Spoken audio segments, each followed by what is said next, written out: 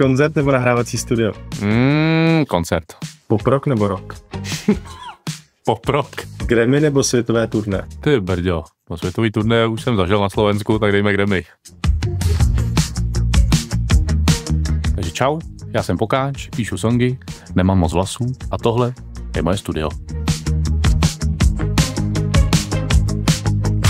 Můj pracovní den samozřejmě vypadá vždycky jinak. Jedna věc je, když člověk jede někam třeba jako na koncert pracovat, tak to prostě nasednu do smradlavý dodávky a jedeme v 35 stupních do Ostravy a zpátky. Ale když se náhodou dostanu do studia, což znamená, že jdu tvořit songy nebo že jdu natáčet videa, tak přijedu sem, mám s sebou počítač, respektive notebook, a když potřebuju třeba nahrát nějaký krátký video, třeba točíme rychlovky, tak to je proces, který už vím, že trvá prostě 4-5 hodin. Mám tady mic, sluchátka a monitory. Když potřebuju natočit video, mám tady foťák, mám tady světla, jedno hlavní, ring light. Když to mám natočený, tak ho tam to různě střihám a samozřejmě přitom jako trávím spoustu času.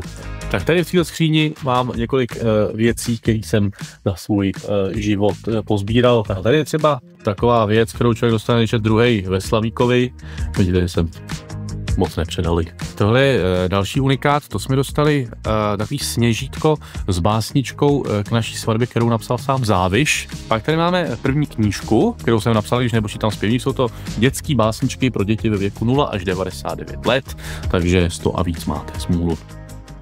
Tak asi vidíte, že tady toho nemám nějak jako extra moc, třeba v porovnání s ostatníma studiama. Nejsou tady žádný mašiny, je tady fakt jako počítač, nějaký knížky a další z věcí, kterou jako je zásadní, je místo, kde člověk může sedět. A jako těch židlí jsem zkusil několik a většinou vždycky stejně po půl hodině jsem přišel zase jako lehnout nebo protáhnout na gauč, protože se mi na tom jako nesedělo dobře, tak jsem rád, že teďka mám židli, na který se mi dobře sedí.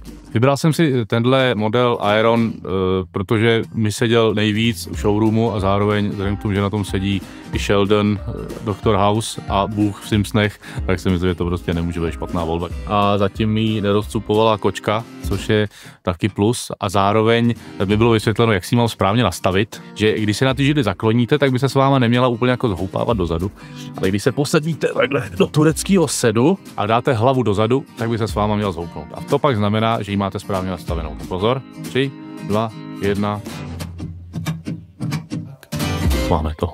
Dneska zrovna tady připravuju novou rychlovku, tato se jmenuje hajlování, protože to zrovna objevilo jako aktuální téma, že jedna účastnice tady Clash of the Stars někde hajlovala a říkala, že nevěděla, že hajlovala. Tak to jsou takový témata, které jsou trošku nadsázkou vtipný, tak se pojďme podívat na to, jak to celý vzniká. Rozmohl se nám tu nešvar z nenadání, že lidé nevědí, co je to hajlování. Tak mám zde pro vás jednoduché noty, a příště nemusíte být za negramoty. Tak, hotovo. Uložit jako MP3, poslat do trendu na YouTube. No, kdybych chtěl někdo začít dělat něco podobného, jako dělám já, nebo psát songy, točit videa, tak moje asi hlavní rada je, běžte do toho. Vaše první tvorba, ať jsou to videa nebo songy, budou hrozný, ale časem se to zlepší a nikdy se nevzdávejte, ať vám říkají cokoliv.